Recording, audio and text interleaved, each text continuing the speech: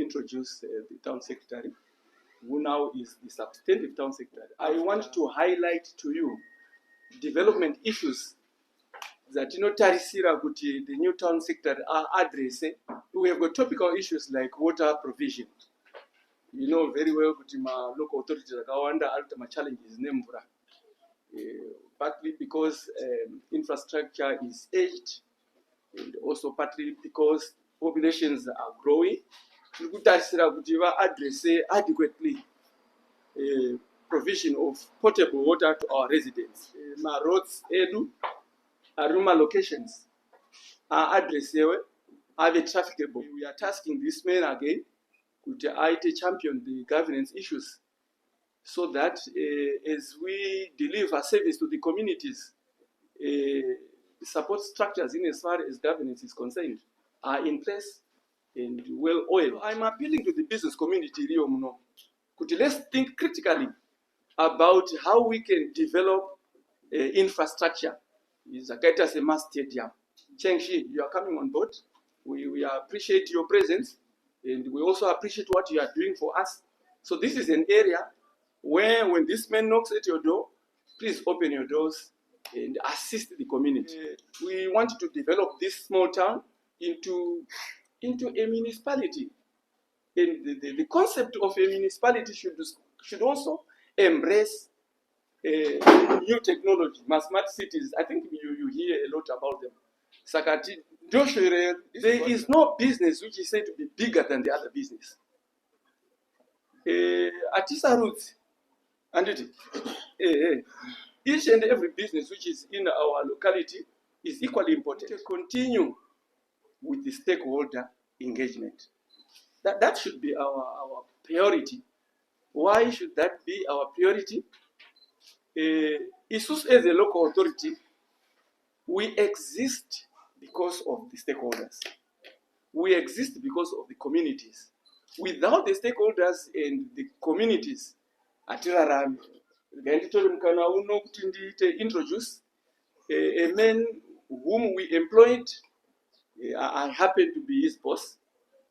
So we employed him and gave him 3 months to test him. We are not probation here. So we have tested him. And now he is substantive. This man whom I am introducing to you at this juncture is none other than Archibald Ncube. So he is now the substantive town secretary for Shurugwi Town Council.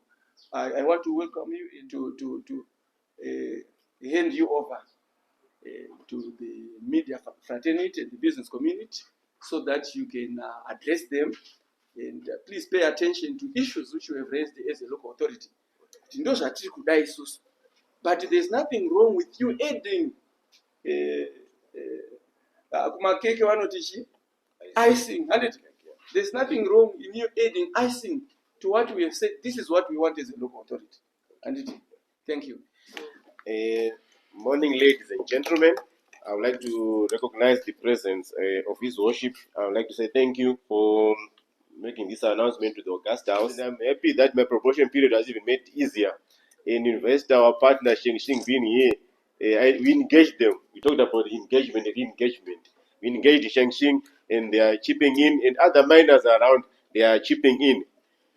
As the new, I would say, new sheriff in town, I would like to say, as the man of that hot seat, I'm coming with a vision. For the past 3 months, I've come to understand that surely Shurugwi is a little London. Being in the Great Dike is so much rich in various minerals that we can embrace towards value addition, and also towards, we have a master plan that we can also expound to ensure that we have even mine processing plants here in Shurugwi, small, to embrace the small scale miners that are around, so that they can add value to their processes, not just simply extracting the raw minerals. My vision is to have a model smart city in Shurugwi by 2030.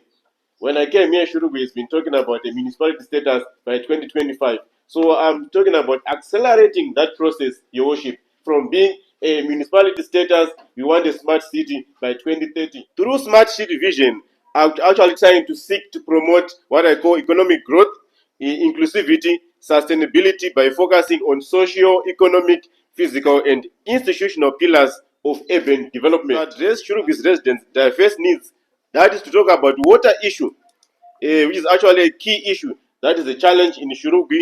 The water is available in abundance, but we only need to secure strategies, systems, and infrastructure to extract such water to be available to our residents. Also, issues to do with the housing.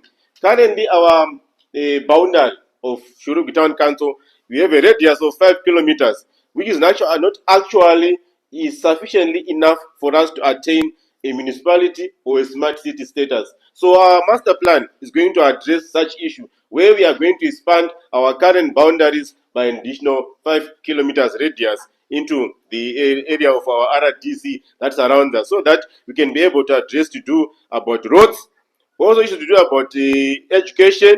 The housing issue will be addressed by the expansion of the boundary area. Education issues, to ensure that whenever that we are expounding any housing project, we are also adding that infrastructure. Already we have the current existing schools that are in Shurugwi. They need also to be rehabilitated or repaired, whether they are government or private. So I'm also challenging our investors in the local area to say, we have our schools that needs to be upgraded. School blocks, we have a number, our population is increasing in Shurugwi. For the last census, we were saying we are 23,000 as 2022. So with a projection of 5% per annum from 2023, maybe around 29,000 to 30,000 to date. So with such projection, it means we need more additional infrastructure in terms of education facilities. Same thing, health facilities again. We need also to expand on them. Most of our polyclinics, we need to improve also in maternity area and even some other infrastructures. And you have to modernize infrastructure. As I have observed in Shurugwi, we have SMEs. SMEs are a growing norm in Shurugwi as a town. They need to be supported by infrastructure. So as such, council, we shall budget money to support such infrastructure and also to invite partners. I'm happy so far, we have a partner, we have stretched their arm and leg to say, can we have a design council that we have made for an SME center, so that we can bring sanity into this town. We have observed that mostly our vendors, they're operating from under a tree, in the streets, in the corners of the street, which is not actually healthier, which is not even sustainable in the long run for us to attain a smart city or for us to attain Vision 2030. So this vision aspires to create a dynamic urban space that evolve to meet the aspirations of their citizens. That is to say, to give an example to serving as a model to other cities in Zimbabwe, regionally or internationally. The strategy that what I'm going to implement, your worship, I'm going to have an approach, what I call an area-based development approach. I so mean to say, every watch in every ward, or through any development leader in every ward, we shall have selected, defined area targets of interventions that are envisaged from the Vision 2030. We cannot have one size fits all, but in every area around Shurugwi, we can have a targeted area approach. Infrastructure upgrades in our town, it has been lagging behind. For us to attain that status, we need actually a greater intervention or aggressive drive to have infrastructure upgrades. And also, mostly or importantly, SME support. Also to put the dimension of smart governance. If a local authority is not governed under smart governance, surely we tend to perish, and those are most of the areas where you tend to have areas to do with corruption and fraud issues. So if we have smart governance in our operations, it reduces corruption, and also accountability, promotes accountability, and also trust, or even trust from our stakeholders in terms of those systems that we'll be doing. And it also promotes efficiency and accountability. We have a vibrant urban space. I'm talking about urban renewal. That has to be done as early as yesterday. Social infrastructure, we've already alluded, Chairman, is concurring as one of my dimensional interventions that I'm going to implement. We have to support our youth to desist from drugs, GBV issues, and promoting talent development, mostly in our youth. Mostly, I would hope that one day we might have an academy, where there's a soccer academy in Shurugwi, that is embracing the talent from the infrastructure that I would have provided for the youth. Smart energy and environmental sustainability. As I've already noted around, there is a lot of mining activity. or activities that are being done by small-scale miners, by big investors. So as such, I will engage them and press on to ensure that there's environmental sustainability in their activities, and also to keep and also to reduce the number of hazards that can expose our society to by their operations. Last but not least, I'm still going. There's also public-private partnerships, which is also a key component that is meant also to drive my objectives or to drive my vision as the accounting officer of the local authority. Without triple P's, actually, you cannot do it also alone. There's also to do with the dimension of water and sanitation. Most of our suburbs around, our infrastructure has become aged. So those, they need to be revamped.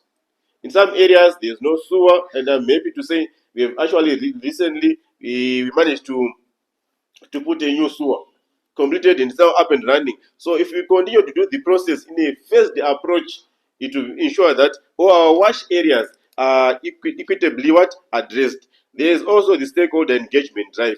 That one I'll always pursue it.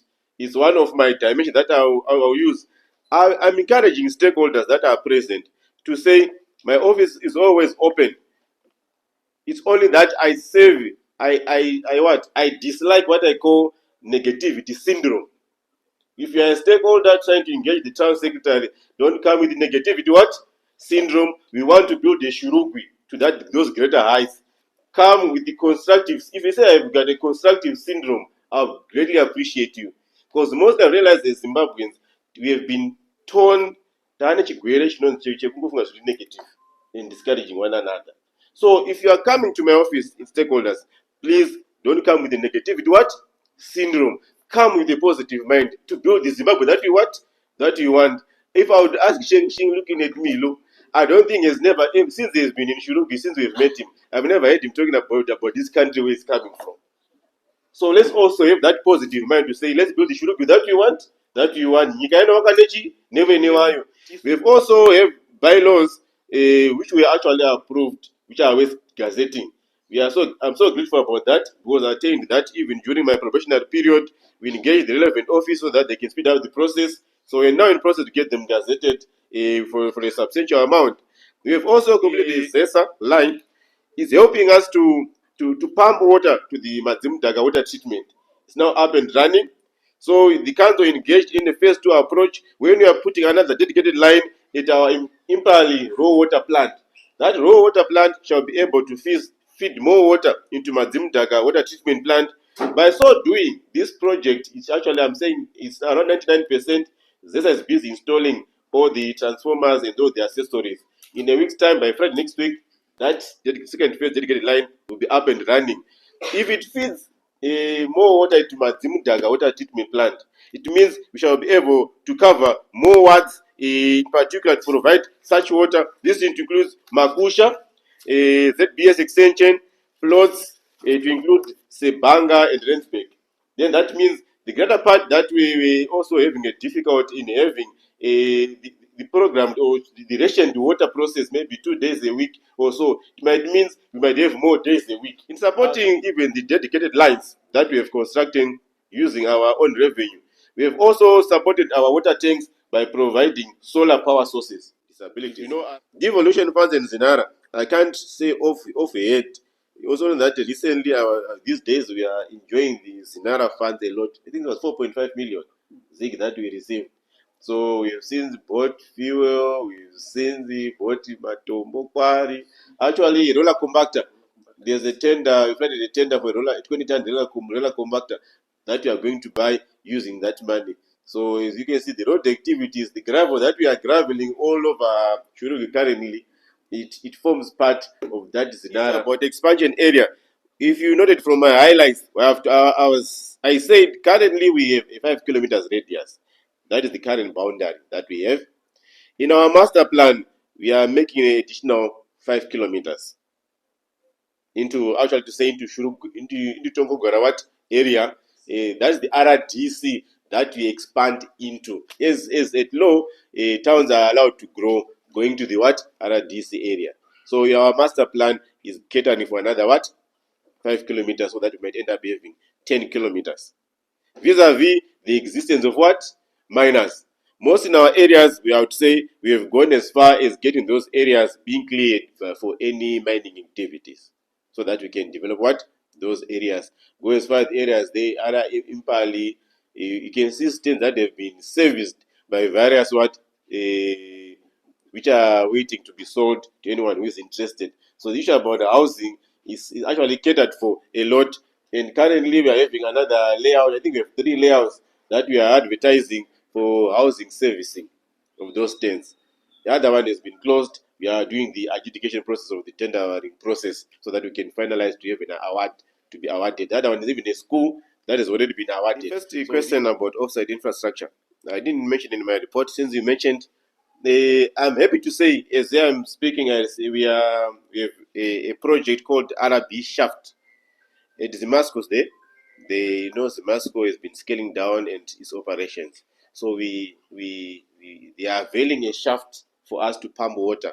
And currently we are having a feasibility study. We engaged a consultant, which is actually, to say this morning, before I came to this office, I was with them. They had come to submit their feasibility report to say if you can pump the water from that shaft, Shurugwi will never be crying about water again. So we invested the money to engage in that consultant. So if the report is being finalized and the council adopt it, we are going to implement it.